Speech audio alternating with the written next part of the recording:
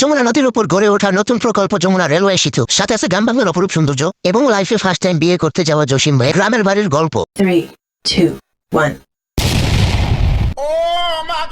আসসালামু আলাইকুম কাকারা, আশা করি ভালো আছেন। আলহামদুলিল্লাহ আমি অনেক ভালো আছি। ঘটনাটা হলো গিয়ে কাকা সকাল সকাল বেডিং পত্র গুছায় আমি চলে যেতেছি জয়ের বাসায়, কারণ আমি আর জয় আজকে যাবো গাইবান্ধা জসিম ভাইয়ের বিয়ের দাওয়াত খেতে। যাই দেখি জয় কাকা এখনো রেডি হয় না, শুয়ে শুয়ে কিরম মালা দেখতেছে। তারপর আমি জয়ের পাশার ভিতরে একটা লাথি মারলাম, উইটা সে গোসল মোসল কইরা তার কাপড় চোপড় মোবাইলে চার্জার সবকিছু গুছাই নিয়ে জয়ের বাসা থেকে আমরা বের হয়ে গেলাম। তারপর জয় আর আমি ভিডিও করতে করতে মেন রাস্তায় গিয়ে একটা অটোতে উঠলাম মোসাদ যাওয়ার জন্য। অটোর মধ্যে একটু পোস্ট মারার পরে আমরা উঠে গেলাম একটা বাসে চান্দরা যাওয়ার জন্য। চান্দরা যাওয়ার পরে আমরা বাস পরিবর্তন করে উঠে গেলাম গাইবান্ধার বাসে। তারপর একটা বুড়ির দেখার পর জয় একটু পোস্ট নিতেছিল। আমি ভাবলাম যে ও মাই গড, জয় এটা কি করতেছে, একটা বুড়ি মহিলার দেখে এত পোস্ট নেওয়ার কি আছে। বুড়ি মহিলাটা সুন্দর না হলেও কি হবে, আমাদের উত্তরবঙ্গে যাওয়ার রাস্তাটা যে অনেক সুন্দর সেটা দেখলেই বোঝা যায়। রাস্তার সৌন্দর্য দেখতে দেখতে আমরা চলে আসলাম প্রায় যমুনা সেতুর কাছে। সেতু টোল প্লাজার কাছে এসে আমাদের ড্রাইভার কাকা কিস্তি দেওয়ার জন্য গাড়িটা থামাইলো, সরি মানে টোল দেওয়ার জন্য গাড়িটা থামাইলো। আমি ভাবছিলাম টোল প্লাজায় কোনো সুন্দরী মহিলা বসে রয়েছে, পরে দেখি না এক টাকলা কাকু বসে রয়েছে। টাকলা কাকুকে কিস্তি দেওয়ার পরে আমরা চলে গেলাম সোজা যমুনা সেতুর উপরে। দীর্ঘ 7 মিনিট সেতুর উপরে থাকার পর আমরা অবশেষে সেতুটা পার করলাম। যমুনা নদীর স্তর দেখতে দেখতে আমাদের সকলে লেগে গেল খিদা, তাই ড্রাইভার কাকা দেখে শুনে আমাদেরকে একটা সাবরি হোটেলে ব্রেক দিল।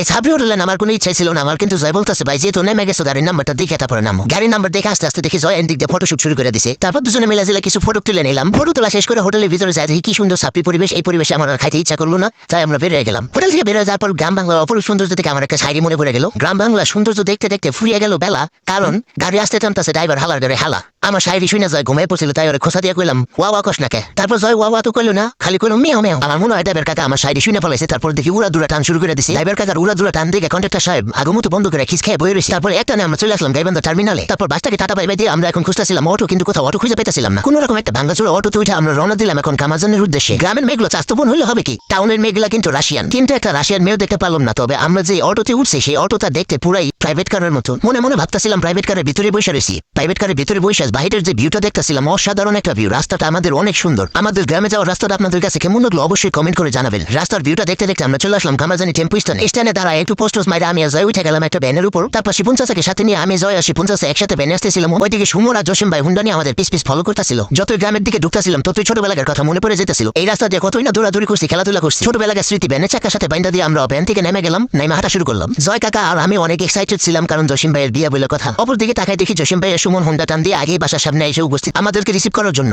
আসসালামু আলাইকুম ভাই, ঈদ মোবারক। ওয়ালাইকুম আসসালাম, ঈদ মোবারক। ভালো আছেন ভাই? আলহামদুলিল্লাহ। অনেকখানি ভালো ভাই, ভালো আছেন ভাই? ঈদ মোবারক, ঈদ মোবারক। এগুলা সব বিয়ার পাত্র। এই যে জসিম ভাই একটা মেশিন কিনছে আর একটা মেশিন আনবো শুক্রবারে। মেশিন বলতে বুঝাইছি তার একটা নতুন বউ আসবো।